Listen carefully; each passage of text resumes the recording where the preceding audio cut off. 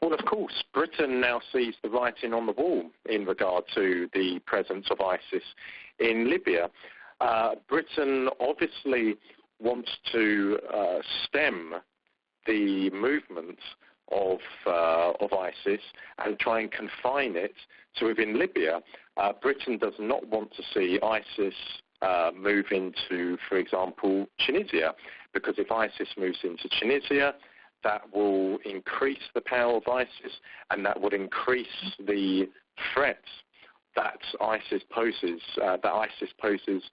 to Europe and also to Britain.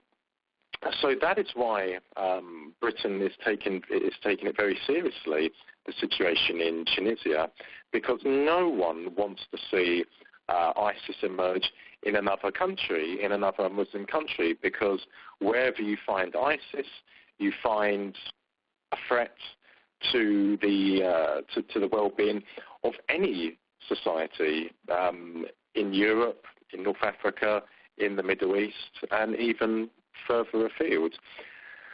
However, the problem is this, is that Britain and France have actually brought about the terrible, catastrophic situation that the world finds itself in regard to Libya, because it was Britain and France which militarily intervened in Libya in 2011 and militarily intervened on the side of Islamist forces in order to overthrow the government of Colonel Gaddafi.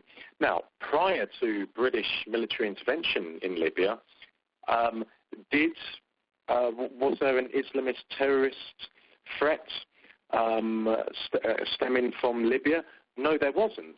Whatever people thought of Colonel Gaddafi, whatever they thought of his policies, both in Libya and abroad, the one thing that no one can dispute is that he kept Islamism down in Libya.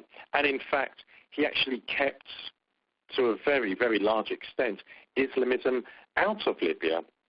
However, the British and the French saw a geostrategic objective in 2011, and so once again, they worked with Islamist terrorists, Islamist groups, to achieve that geostrategic objective. But once Colonel Gaddafi fell from power, of course, the Islamist forces that the British and the French had been working with took it upon themselves to pursue their own objectives. And, of course, Islamists are Islamists.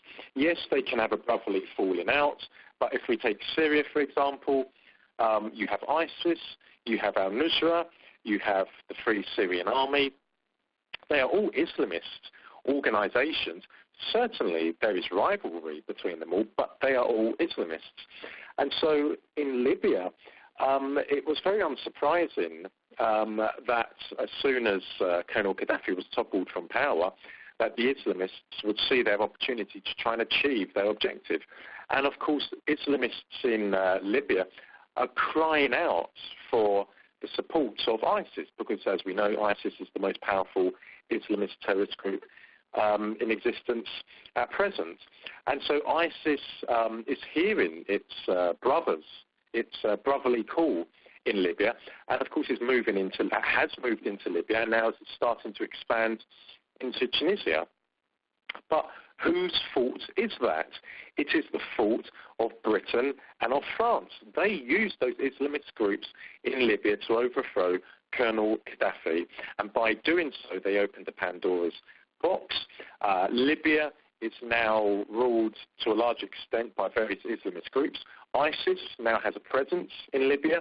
ISIS is now starting to expand its malignant tentacles into Tunisia, and that is the fault of Britain and France and also America, because America gave the go-ahead to Britain and France to militarily intervene in Libya.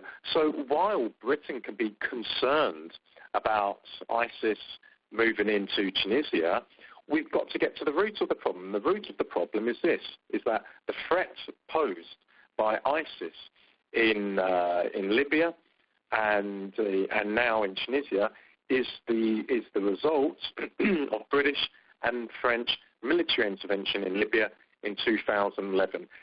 And, to put it quite simply, that's the discussion that we should be having in the West at the moment.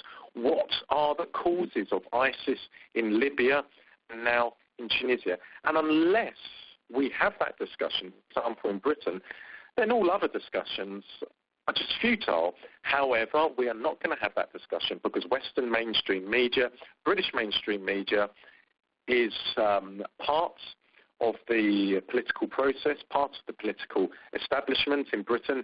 It follows the line of 10 Downing Street. It follows the Foreign Office. And so the roots of ISIS in North Africa are not going to be highlighted, are not going to be examined, and are not going to be discussed.